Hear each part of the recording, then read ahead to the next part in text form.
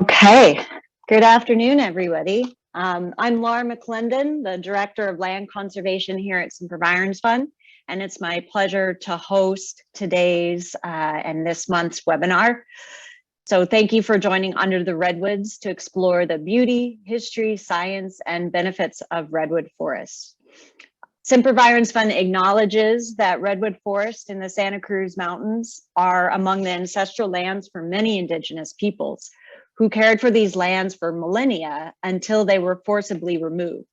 We are grateful to work with their descendants, including the Amah Mutsun tribal band and the Muwekma Ohlone tribe, to restore their cultural and traditional relationships to these lands.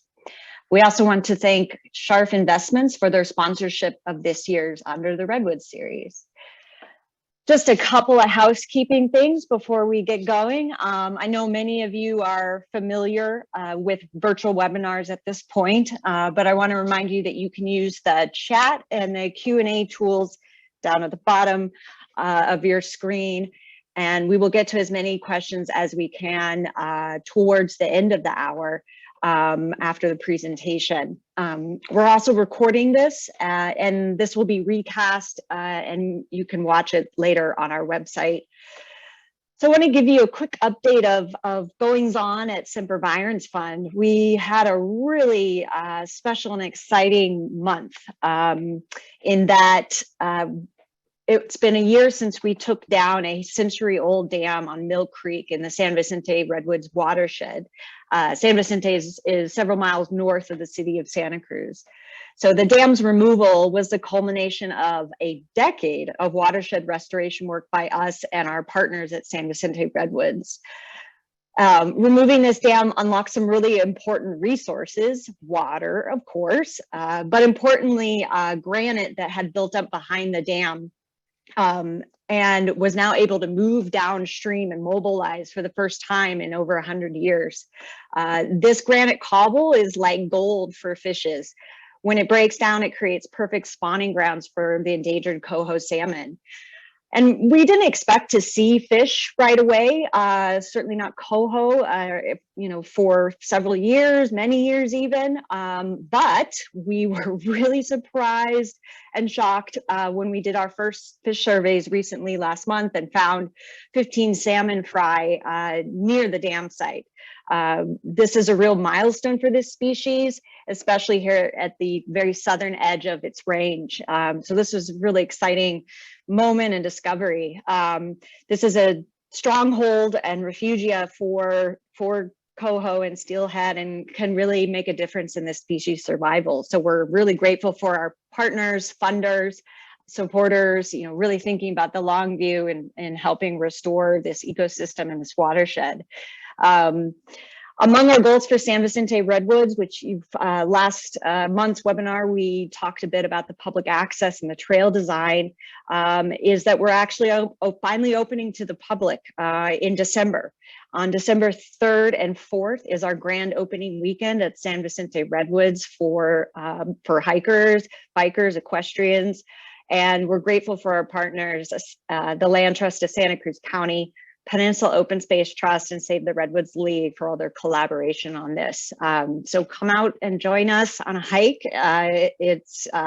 You'll be some of the first people that get to explore this area. San Vicente is a conservation gem, and importantly, conservation and stewardship are made stronger through exploration of the land's historical ecology. That's why we're thrilled to talk today with our guest about historical ecology, indigenous traditional knowledge, and breaking down barriers between natural and cultural resources as we think about San Vicente's ecological health for generations to come. So I want to introduce our two speakers here today. We have Alec Apodaca. He's a PhD candidate at the Archaeological Research Facility at UC Berkeley. His research focuses on integrating archaeology, historical ecology, and land conservation. To do this, he works collaboratively with the Amah Mutsun tribal band to carry out archaeobotanical investigations at ancestral sites to document foodways, land use, and Stewardship Practices in the Holocene Record. Our other presenter is Alexii Sigona. He's a doctoral student in the Department of Environmental Science, Policy, and Management at UC Berkeley in the Division of Society and Environment. He's interested in Indigenous environmental stewardship, land access, and co-management. As an enrolled member of the Amah Mutsun Tribal Band, he is a leader of the Amah Mutsun Youth Group and serves as the chair of the Amah Mutsun Land Trust Lands Committee. Welcome, Alec and Alexei. Thank you very much. Can you hear me okay? Yes, can. Excellent. And are you able to see the screen? Yes. All righty. Let you take it away. Here we go then. Thank you very much for that introduction, Laura. I appreciate it. So yeah, Alexei and I are here today to talk to you about the historical ecology of Indigenous stewardship practices. And we want to use some examples from the Amah Mutsun Land Trust of work that's happening on the Santa Cruz coast as well as the mountains. So, before I begin, I know I don't have a lot of time. I want to save plenty of space for questions and discussion. But there's been about a decade of this type of work that has occurred along the lowlands of Santa Cruz, along the coast. I really encourage you, if this is something that you're interested in understanding the background and the nitty-gritty details of this eco-archaeological research, we recently published 2 articles in the journal California and Great Basin Anthropology. So I would, encourage you, I would point you to that direction if you wanted to take a deep dive. But today, Alexei and I, we want to give you sort of a brief overview of the current projects that are happening, but also really looking at the implications for these research projects. So this is just a brief outline of what we're going to take you through today. And, like I said, the goal is to use examples from UC Berkeley and Amah Mutsun Land Trust collaborative research and applied programs. The first one that we're going to speak of is the Integrative Cultural Resource Survey, which is an emerging concept and method that's being applied in a range of areas on the Central Coast and specifically the Santa Cruz Mountains. But it combines archaeology, ethnobotany, and cultural landscape studies. And the purpose is to locate culturally important resources such as seeds that could be used in restoration, food, and medicine. It's also to find suitable areas to reintroduce Indigenous stewardship.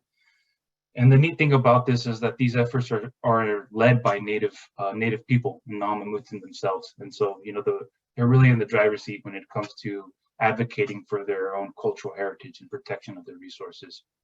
The second thing that we're going to talk about is Eco-Archaeological Investigations. And I'm going to give a little bit of an introduction about what that is. What is low impact? What are fine-grained methods? Why do they matter? And then I'm going to speak about paleoethnobotanical and zooarchaeological analysis that is ongoing.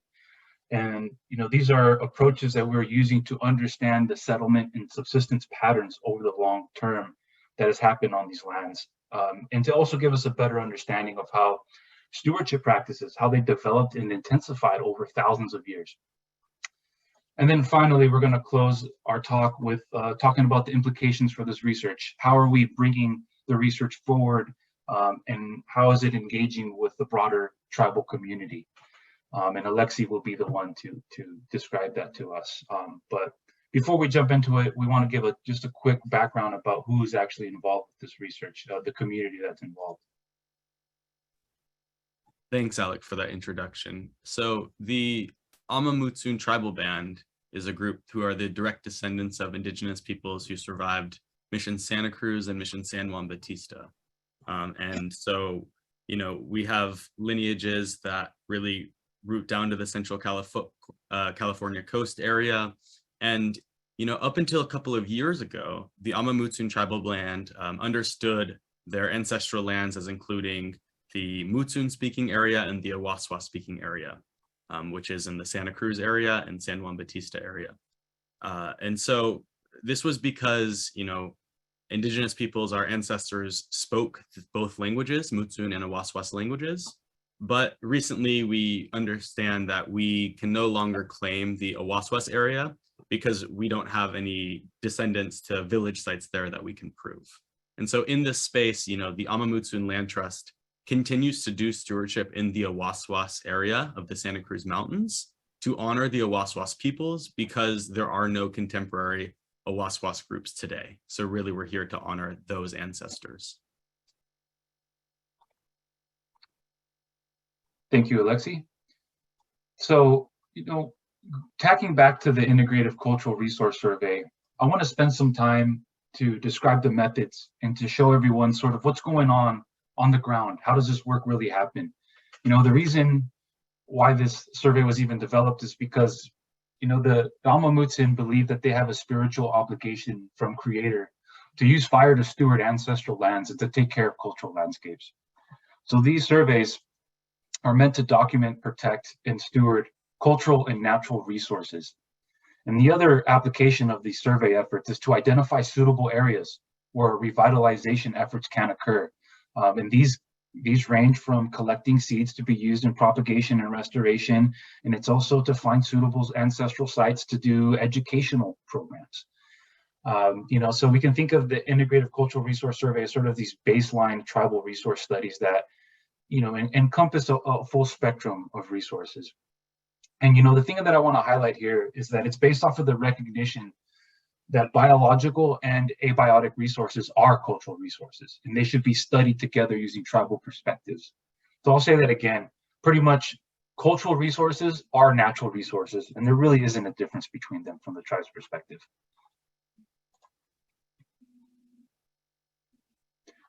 To drive this point home, I want to use the case study from the Chitoni Coast Dairies National Monument. So many of us may be familiar with this property. It's quite beautiful. It's quite stunning. 5,800 acres. It was acquired in 2014. BLM sought Amah Mutsun's recommendations for trail building, development, areas to avoid, sensitive landscapes. But a clear challenge that was in front of us was that the archaeology and the tribal resources of this property was not well understood. The surveys that were done in the past, archaeological surveys, they were not done systematically. And those that were done, they were conducted without the participation and the perspectives of the tribe. So to begin the survey, we start with the stratified approach. So what that means is we have this whole universe, right? We have the 5,800 acres of the Chitoni Coast Dairies. What we look at is a smaller universe of that using a stratified approach, focusing on broad areas of flat land that are in proximity to a perennial water source. This can be an artisanal natural spring. This could be or a stream of some sort. But that really narrows the scope of area that we're focusing in on. And we believe that there's a higher probability of encountering indigenous cultural resources when you're focusing on these broad areas, such as archaeological sites. What we have on the left is, and these are two native stewards here doing the integrative survey. On the left, you have David, who is doing catch and release survey. And I'm going to describe the details a little bit about why is it, and I'll explain why it's different than the traditional approaches to archaeology. But David's out here systematically sampling soil and calculating any archaeology that comes across. And Lenny's over here on the right, and opportunistically, he's recording GPS locations or polygons, noting the conditions and the locations of ethnobotanical plants. And this is going to be an important step for figuring out what areas are accessible for the tribe to do traditional gathering, to supply them with locally appropriate sources of seeds for restoration. And we're going to talk more about this. But the big picture here is that all of these things interdigitate together. They're all interconnected. And this integrative survey is this baseline effort to get out there and figure out where these resources are at and where we should be focusing our efforts.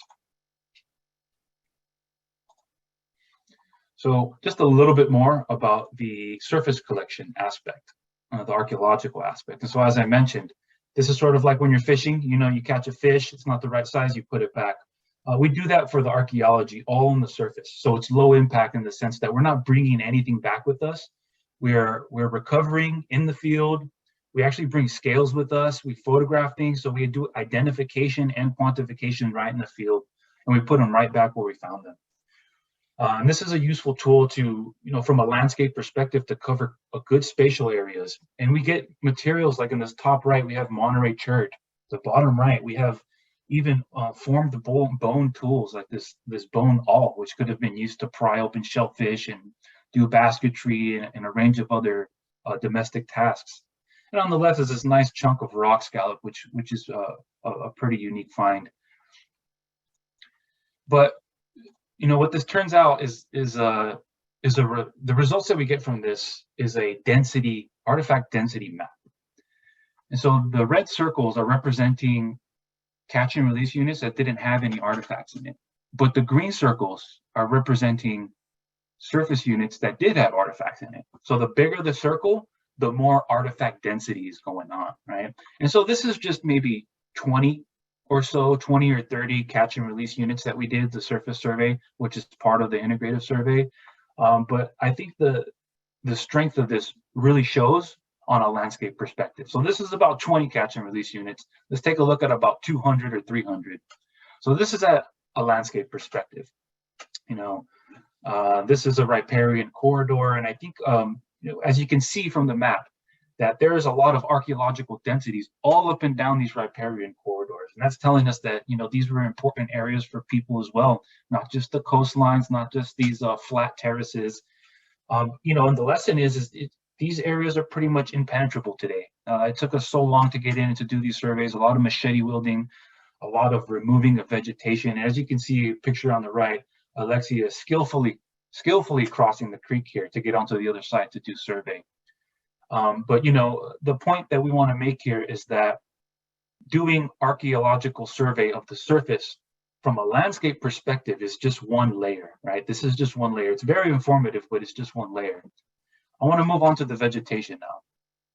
So this is just a concept. This is just an example of what the ethnobotanical and vegetation type mapping looks like.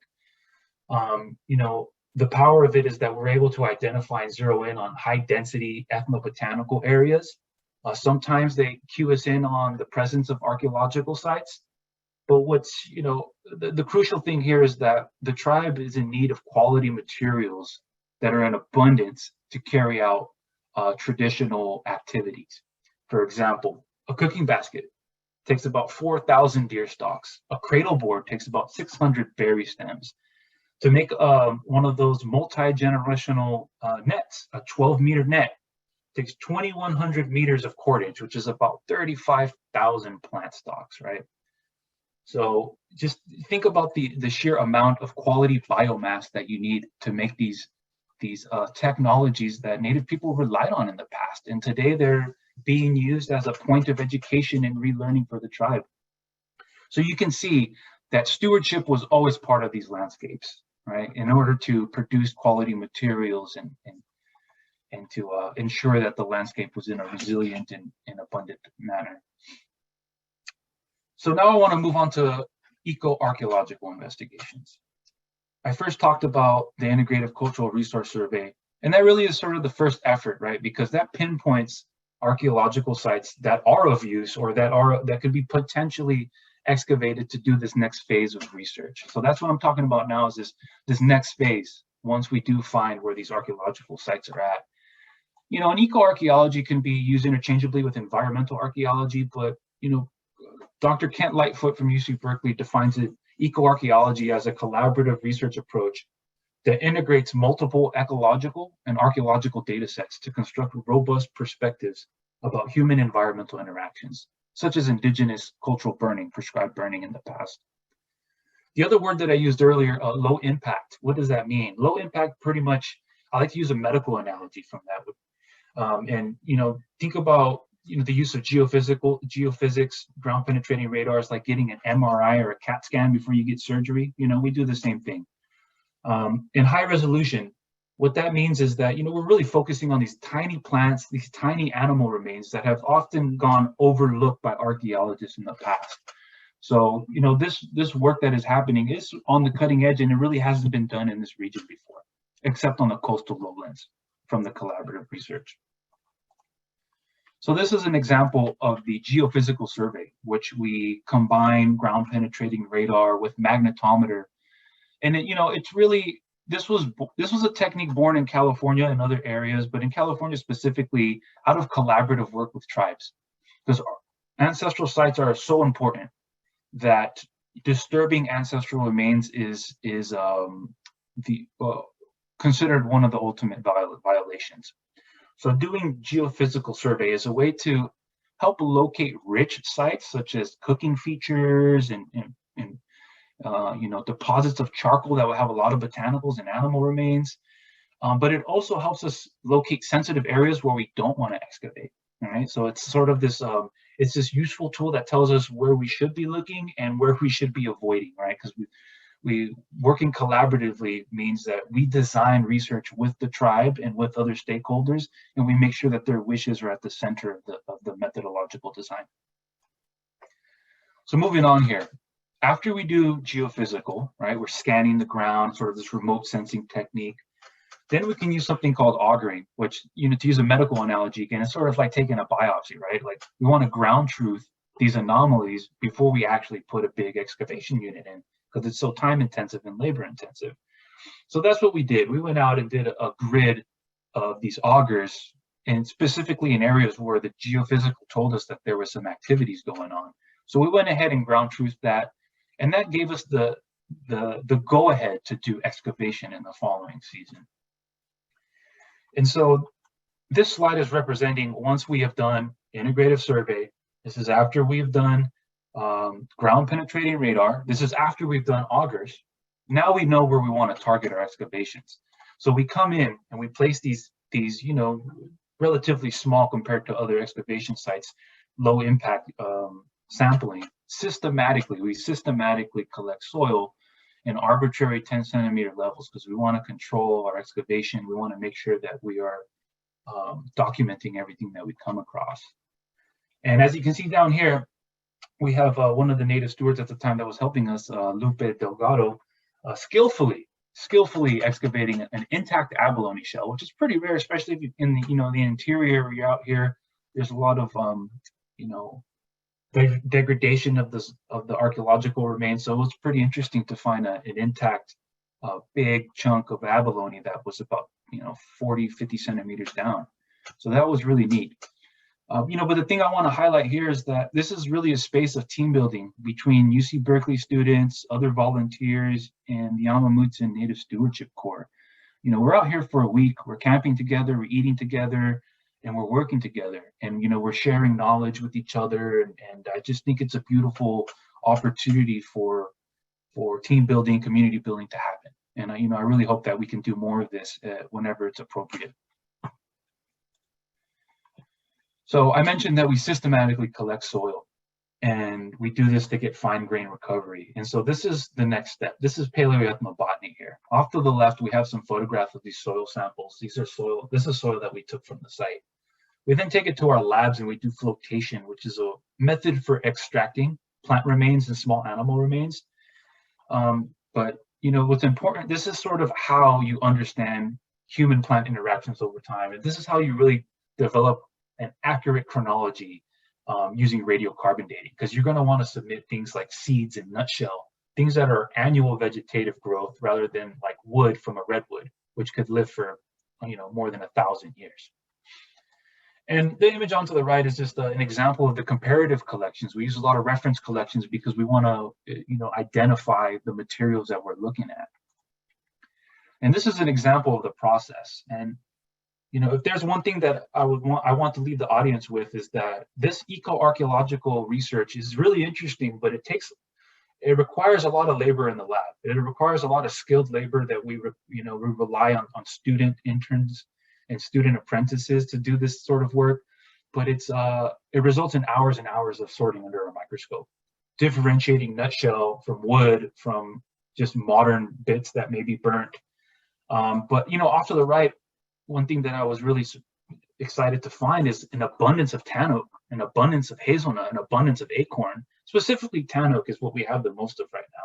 All of this is still underway, but I thought it was exciting to find those. So I just wanted to share some photos of Notholithocarpus densiflorus that we're finding, which is a known food source. And we're also finding a lot of berry seeds, such as the seeds from the nutlets, or the seeds, whatever you want to call them, from manzanitas, madrones, and other berries as well. So like I said, we're still learning a lot about the archaeobotany and the zooarchaeology, but what we're finding is pretty interesting so far. We've also recovered some fish vertebrae. I know we're really interested in coho, in Steelhead at the moment, but what we have so far that we have confirmed IDs are from marine fishes. So these could be anchovies or sardines, sort of those small schooling fishes. And they're brought all the way into the interior, up into the rangelands of the San Vicente Redwoods, which I thought is pretty interesting. And you only get these remains from doing flotation analysis. So you don't get this from traditional archaeological methods. You have to use the fine-grained approach to get these little things are small. And just another look, you know, like I said, this is a work in progress, but we have lots of shellfish. We have mussel, abalone, clams, gumboot chitons, other chitons, barnacles, other gastropods, limpets that live on seaweeds. We have a lot of marine invertebrates, which I think is going to tell an interesting story going forward. You know, and that story is that there's been this long-term clear connection between the coastlines and the interior ranges. People have been moving back and forth, utilizing the broad landscape for a long time. And I think I want to move on from there just for the sake of time, and I'm going to kick it over to Alexei to take over for now. Thank you. Thank you so much, Alec. And, you know, I think this is so great to think about, you know, recovering dormant knowledges, because in my community, you know, because of colonization, we did lose a lot of our ways. And so having that obligation to take care of Mother Earth, but not knowing a lot of our practices or our food ways or basketry plants was difficult. And in some ways has been ameliorated through collaborative eco-archaeology that Alec has talked about. And so that's been a process that's reconnected people to the land through the process of doing this kind of work, seen through the photos, but also the outcomes. And so right now I'm going to talk to you a little bit about how some of these outcomes are applied through our cultural days, which are community educational days for tribal members. Our community has about 600 enrolled members. Next slide, please. So one thing, as Alec mentioned, is acorn, or ukis in Mutsun. And acorn is a really important staple food. And just last year, we had an acorn processing day, and it was the first time for a lot of members to try acorn. And this is members from ages of 6 to 84 trying it for the first time. At the top, you can see Anuea Lopez, who tasted the acorn and found it very unpleasant. So I think it just goes to speak to, you know, as we're rebuilding this connection to the land, thinking about ways of introducing these foodways into our diets, and perhaps, you know, acorn flour cookies and things like that might be better than just straight acorn mush for a lot of our members. But overall, this is a really good way to, you know, have people look on the ground when they're going on hikes and think about how they can, you know, sustain themselves from these places, and how, you know, these places nurture us and we can nurture it. Next slide. There's also, you know, some cultural events that we've done related to the redwoods. It's hop in Mutsun is the word for redwood, and ope means to gather redwood. And so having a word specifically to gather redwood, you know, means that we've had a relationship with redwood and gathering it for quite some time. And also, you know, in these redwood forest areas, there's many cultural plants, you know, such as the giant trillium pictured here on the bottom, hazelnut, elderberry, Indian lettuce, sticky monkey flower, and oak. And on the top right, you can see Steward Michael Carbajal talking about the elderberry, which I find really important. Next slide. You know, and also, in addition to these cultural days, we also have a native plant propagation program, which helps, you know, look at this record from archaeology and bring back these different assemblages onto the landscape. And so we're really focused on coastal grasslands, and we're doing a project here on, you know, Cascade Ranch, which is a part of, you know, Pie Ranch in Pescadero, California. And it's, you know, being used for propagation at Quirose Valley Cultural Preserve, just nearby San Vicente. So we're growing, you know, red maids, wildflowers, geophytes, and, you know, these are noted in the ethnographic records. For example, red maids has been a favorite, and it's noted from ethnographic records from the 20s. And then also plants of contemporary interest to the tribe, really thinking about a landscape that we're restoring that can also support the connection between people and place.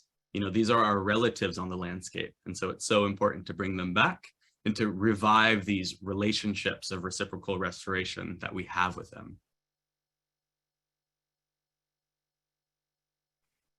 So it involves, starting these seedlings in the greenhouse, transplanting them in the field bed, like tarweed here, and then collecting these seeds to bulk up seed use. And I should note that, these are all wild seeds that are gathered from nearby areas used for our propagation program. Next slide, please. We also have a native hedgerow project that's going to occur at Pie Ranch. And this is going to be, a collection of culturally significant plants that also have, use for biodiversity and pollinators. And there's going to be a lot of, Prunus ilicifolia, elderberry, blue elderberry, hazelnut, and many other cultural plants growing in this place. And why I bring this up is because I think it's important to think about access to places. And so sometimes, on these steep hillsides or places that are several miles away that you have to walk to, elders or other community members may not be able to access them. I mean, our traditional territory is already, 3 hours away to get to for most members who live in the Central Valley. And so places that are easy to gather from are a priority expressed by tribal members. And, I want to take a quick step back before we finish to think about, the interconnections of Indigenous stewardship, right? Because if we're going to be supporting Indigenous perspectives on land, we also need to think about, holistic approaches of what is stewardship, and also, how are things all related? Next slide, please. And so, one thing is this Protect Your Stock campaign that our tribe has, which is at the base of the Santa Cruz Mountains near Gilroy, California, where there's a proposed 403-acre sand and gravel mine that would destroy our sacred land, Uristock, meaning place of the Big Head Dance, and also disrupt a critical wildlife corridor. So it's really important because we're thinking about doing stewardship in the Santa Cruz Mountains, 30 miles up the coast. Well, we need to protect these other places that allow these linkages for, mountain lion to cross through and to support biodiversity. And so that's what the tribe's really doing is, sure, we're doing on the ground stewardship and research, but also we're fighting with campaigns to protect our land as well. And so I think stewardship happens on many different fronts. Also, it doesn't have to involve this, on the ground work. Ceremonies are really important for our people. And ceremonies are conducted to keep this place in balance, right? So maintaining balance in our world. And so these dances are for other beings, are for our relatives. The smoke is going up is our prayers. And so that's just really significant to note, because when you're thinking about centering tribal perspectives on what is stewardship, I think supporting the ability to have ceremony so people have these cleanses and renewals so that they can be better stewards in these different places in turn is really important. So thinking outside of the boundaries and, the social idea of what property is today, to thinking beyond that and saying, well, Amah Mutsun's ability to have ceremony in one place impacts our ability to be good stewards for our ancestral lands in its entirety. And I want to quickly go over some tips for partnerships and just, being willing to listen, sharing your personal connections, right, to support management and stewardship and access, finding ways to share your knowledge with, tribal members that are very interested. If you know of any good acorn gathering areas, please let me know. And also, with this Uristock campaign, we have our draft environmental impact report comments due on November 7th, just a few days away. And so folks with really, technical expertise who can write these comment letters to support our process with the county to have this mine stopped can also support in that way. Next slide. So in conclusion, as Alec talked about, this eco-archaeology really supports fine-grained approaches to ecological restoration, and Indigenous-led stewardship really is about centering our worldviews and our knowledge and our authority and thinking about, ways to collaborate. Coming from a place of respect and building trust is really important. So thank you so much for your time, and I'll stop there.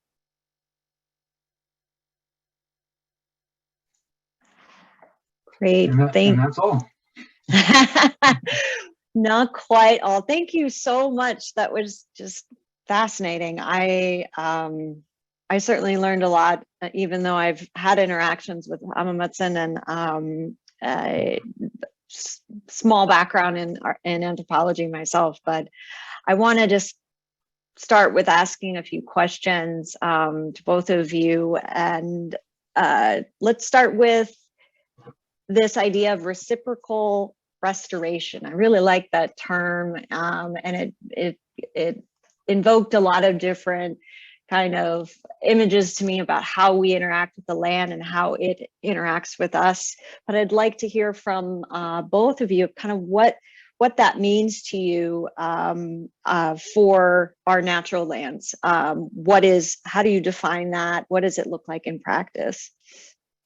Yeah, so I'll go ahead and start and just mention that this wonderful concept comes from Robin Wall Kimmerer, whose book Braiding Sweetgrasses, I think, reached many of our audience members. And this is just about, how Indigenous stewardship can help restore land and culture at the same time. And so really doing away with this whole land as resource, something that can be owned, something that, we should see its value and its ability to benefit us, to more of a, less anthropocentric view of, how we can fit in our world and maintain these good relations. That's great. Thank you, Alexei. I want to follow up with another question for you, Alexei. I'd love to know kind of what you think about, just broadly, the importance of documenting Indigenous traditions in the Awaswas speaking landscapes and what it means to the Amah Mutsun. If you could speak to that a little bit more. Yeah, sure. Well, what I really appreciate about eco-archaeology is that it's a really, fine-grained approach that allows us to have really site-specific stewardship approaches to landscapes. And so in thinking about that, we're able to go to these places that were traditionally stewarded by the Awaswas people and find, the things that were being eaten, that were being stewarded. Generally, we can say that Indigenous peoples in what we know as the Ohlone territories, right, from San Francisco down to Monterey Bay, all had pretty similar diets and, cultural practices and, got along together and had these, intertribal gatherings and things like that. But just eco-archaeology is just another step for being, more specific. And right now, because there are no known descendants of the Awaswas people who are claiming this as their place, we're just here to steward on behalf of them and to center their voices. And, we can rely on some ethnographic information, such as, some Awaswas language that there is in documents. But also, here when you have peoples that, there aren't any descendants of, you have a lot of dormant knowledge, archaeology really comes in handy. Yeah, great. Alec, I have a question for you. I was intrigued by hearing about how labor intensive some of the work is in eco-archaeology. And, you talked about utilizing grad students, and then there's the person hours it takes to do all that work. What other limitations have you encountered in these techniques, and do you see any avenues for technology or other ways to make these methods more efficient? Yeah, that's a great question. The first thing I'll say is that paleoethnobotany is an emerging field in California. There's a few specialists that have advocated for it. If you go elsewhere in the world, it's been around for like a century, like in Egypt, archaeologists in Egypt, other places in the world. I don't really know why it's been so late to show up here, but I think it's because of how labor intensive it is, how how much training needs to be involved. Because you see a little bit of burnt nutshell. Is that a piece of nutshell? Is that a piece of wood? Is that a modern nutshell that was stained from the dirt in the soil? So it's a slow process. But I think the big picture here is that, like, to tack back to what Alexei was saying, is right, we rely on all these different lines of evidence, these lines of information. It could be ethnography, tribal knowledge, it could be historical ecological data sets. The situation on the Central Coast, specifically the Santa Cruz Mountains, is that, there is relatively less ethnographic information specifically to the areas that we're studying. So this is when paleoethnobotany and these fine-grained approaches really show their worth, I believe, right? Because it's sort of making up for these gaps and other lines of evidence. But I hope to continue this work, and I hope that I'll be able to mentor the next generation of undergrads. And I know that there's amazing paleoethnobotanists out there in California, and we all share the same sentiment that this is an emerging field, and we are working out the methods, and we hope that it gets better and better in the future. Yeah, definitely. You shared some of the kind of high-level results of some of your recent field work. What were some of the more surprising things that you found in your investigations? Like, for instance, plant and animal types that were abundant or maybe not abundant and you expected them to be? Sure. That's a great question. The first one I'll start off with is just the abundance of shellfish that are all up in the site. And I kind of talked about it a little bit, but, to me, that's an important find because, the sites that we're looking at are, several miles inland, they're pretty high up there in altitude relative to the coastline. And so why were native people making these decisions to go all the way to the coast to continuously bring back shellfish? A lot of these shellfish are quite small, to be honest. Like, these are little limpets that hang out on seaweed. So that's telling us that, people were harvesting seaweed and using macroalgae to some extent as well, maybe to wrap seafood and bring it inland or to eat it themselves at another site. So I think just the clear signal from marine resources is quite amazing. And, another step that we want to do is, I didn't really have a chance to get into it, is stable oxygen isotope analysis. What this does is it tells us when shellfish were harvested during the year. So this is important because we've done these isotopic studies for the lowlands, right? We have an understanding of the patterns of shellfish harvesting. And I think it'd be really interesting to do isotopes of these interior rangeland sites, these sites that are further from the coast, to figure out when are people on their annual schedule going out and collecting shellfish. That's fascinating. Yeah, it can just kind of reconstruct an image of indigenous peoples moving back and forth between the coast and the uplands, on a constant basis, and bringing those natural resources with them. And that's what we're discovering today.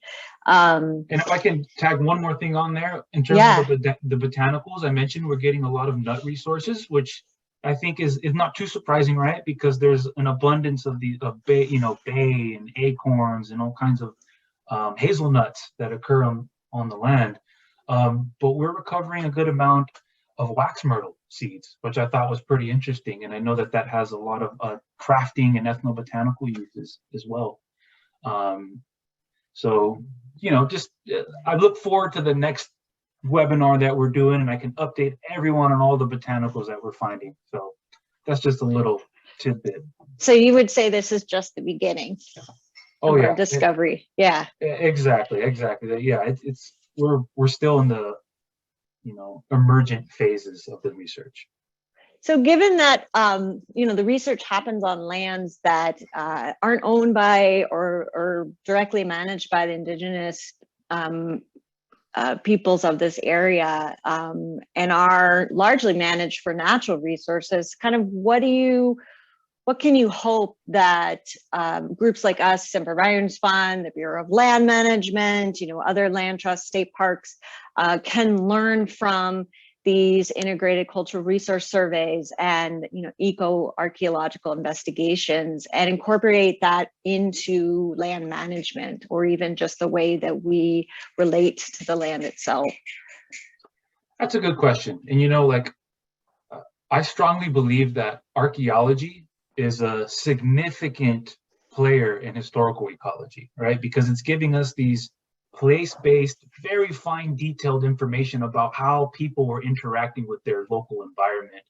Usually, if you use historical imagery from from maybe 100 years ago, that's only gives you, the past century, if you will. If you're using forestry inventories that happened over, the past century, that's giving you, not that long. But if you then use archaeology, you're going back 500 years, 1,000 years, maybe 2,000 years, and you're getting culturally relevant information that has really good spatial resolution. But more broader than that, I think that, and this is something that I believe we are doing actively, is multidisciplinary research. We're reaching across disciplines. We have foresters, archaeologists, biologists, all working together to tackle these really challenging questions, like Indigenous stewardship. Those legacies of Indigenous stewardship requires a team. It requires tribe members at the helm, but it requires also specialists to all bring their expertise to the table. And I think we're doing that right now. Yeah, it's been a pleasure working with you so far. And it's exciting to think that we're kind of just at the beginning of these discoveries and integrating them into our own understanding of the land's past and shaping how we manage it into the future.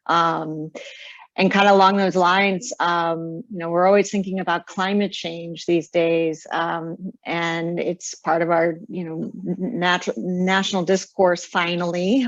And how do you think what effect could climate change play on your research? How could your research possibly inform land managers to changing conditions by looking back in time? That's a really good question. And so the first one there is climate change. How is it impacting our ability to learn about archaeology? Well, we're seeing that sea level rise is wiping out coastal sites at an alarming rate. And this is something that, we hear about all the time, that sites are washing away into the coast. And so we're losing the opportunities to excavate sites because they're getting washed away from these coastal storms. But also, the other aspect is wildfire. When wildfire comes through an area and it denudes surfaces, and then a rain happens, what do you think is going to happen to the archaeological site? So yeah. I think that it's happening on multiple fronts, and we're still understanding the impacts to cultural resources, but it's definitely adversely impacting our ability to excavate.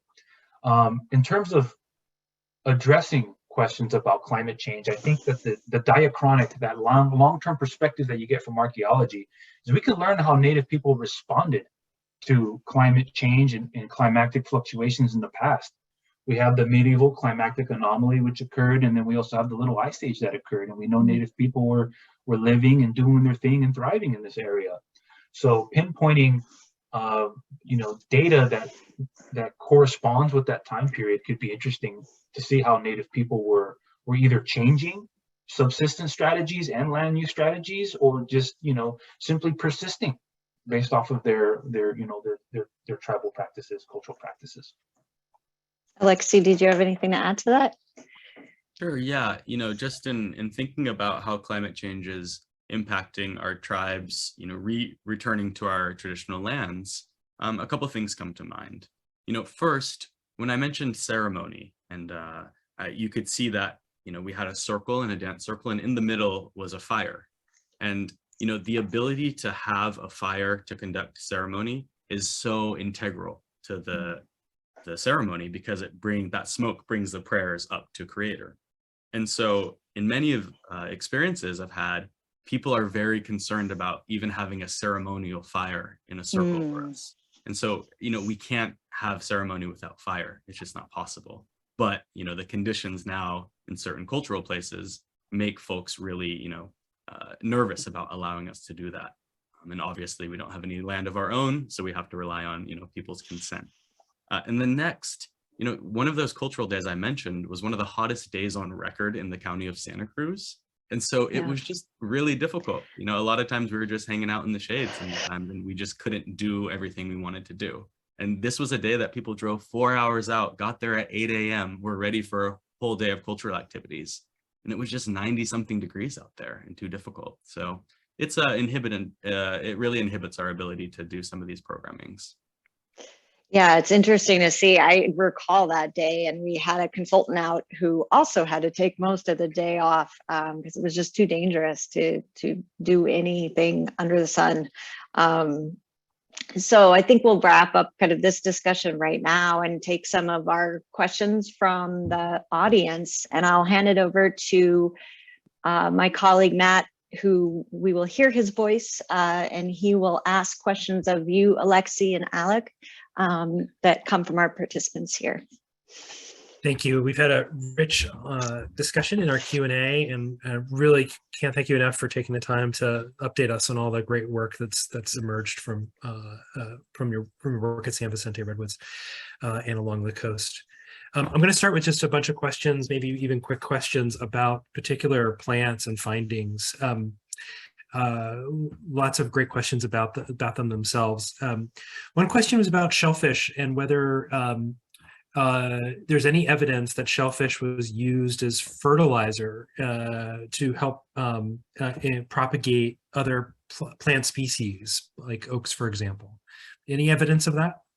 You know, what I'll say is, you know, I want to tag back to when I mentioned that in our study area, there's a paucity of, or, you know, there's not a lot of ethnographic information. But if you look to the Pacific Northwest, the First Nations tribes and British nations in British Columbia, or even in Northern California, there is ethnographic evidence of pulverizing shellfish and adding it to specific beds to increase the productivity of specific plants.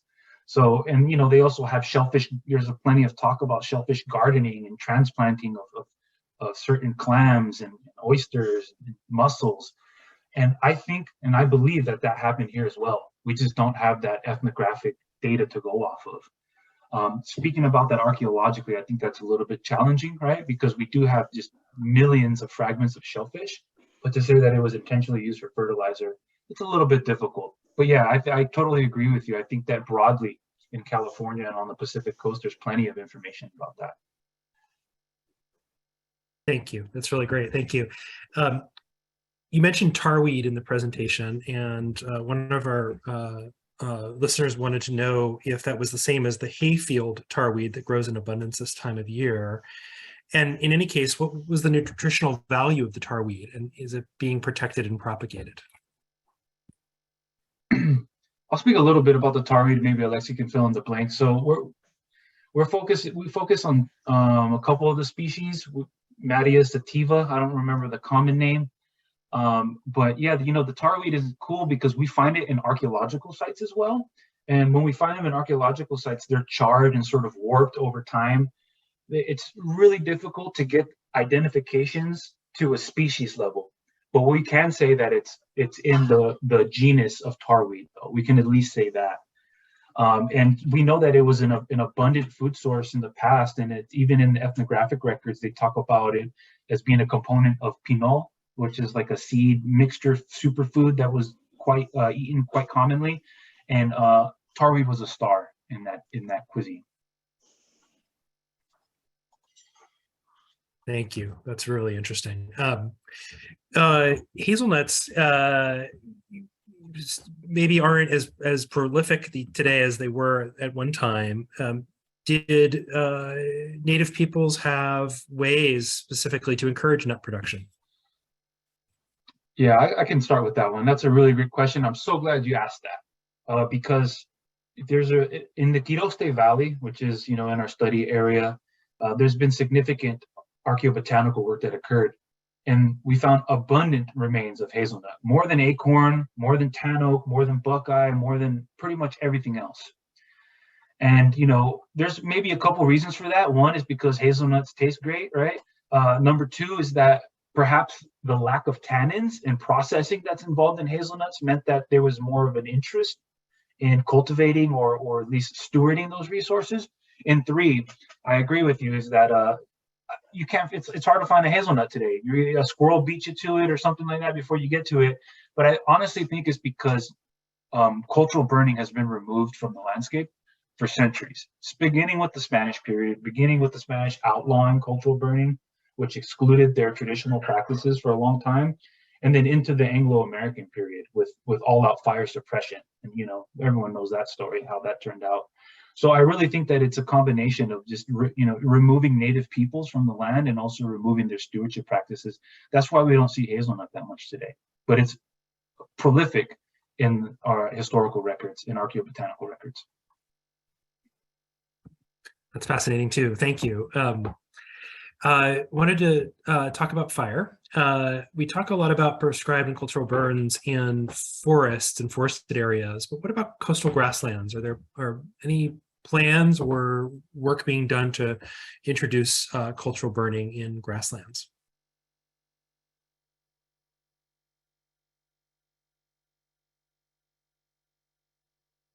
Yeah, I'll speak a little bit to this, and I'll let Alexei fill in the blank there. So yeah, the large emphasis of the Amah Mutsun Land Trust right now is in Quiroste Valley, which is sort of this coastal prairie that is currently being encroached by Douglas fir. And it's not in a condition where the tribe can go out and do a cultural burn at the moment. So over the past years, they've been removing hundreds and hundreds of Douglas fir mechanically or by hand, and getting the landscape in a condition where you can do cultural burning. Because like I want to tack back to the Quiroste example that happened a while ago, is they use integrated phytolith information or data as well, which indicated that natives were burning the grassland for something like 1,000 years, consistently. And we know that lightning ignited fires are relatively rare on the lowlands for several reasons. So it's interesting when you look at the historical, ecological, and archaeological data, you can see the cultural fire regime, and it's indicating that grasslands were much more persistent and extensive in the past, and we see that in the evidence in terms of food reliance on coastal prairie foods. Yeah, I think Alex summed it up great. And the State Park Santa Cruz district has been doing burns since the 1980s in some grassland areas, and there's significant evidence of the biodiversity that comes about with regular repeated burns. So yeah, as stewards get more and more trained up to be wildland firefighter certified and able to put good fire on the ground, this is something that is a goal of the community. If you're ever cruising down Highway 1 or up Highway 1 and you're by the Costanoa Lodge, there's this area called Cascade Field. This is the area that Alexei is referring to, where state parks have been doing burns there for quite some time. And they're low intensity burns, and they're pretty analogous with what tribes would have been doing in the past. You just take a look at how extensive and how biodiverse that prairie is. And then you go take a look across the freeway at another plot of land where there hasn't been any burning, and it's just, coyote brush and poison oak, 10 feet high. All right. So, you go ahead and take a look for yourself. Stark visual evidence. There's a lot of other questions, but I want to make sure I ask, how can somebody volunteer to support this type of field work?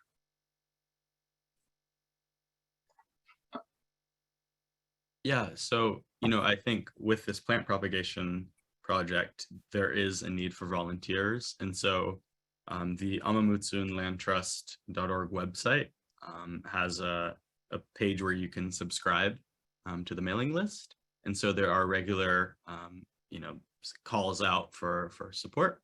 And then also protectyourstock.org is another place that you can, sign our petition and sign up for, updates about that form of stewardship as well.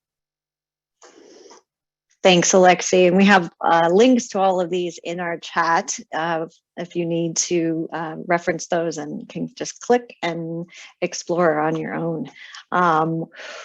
That hour went by really fast. So thank you so much for joining us today.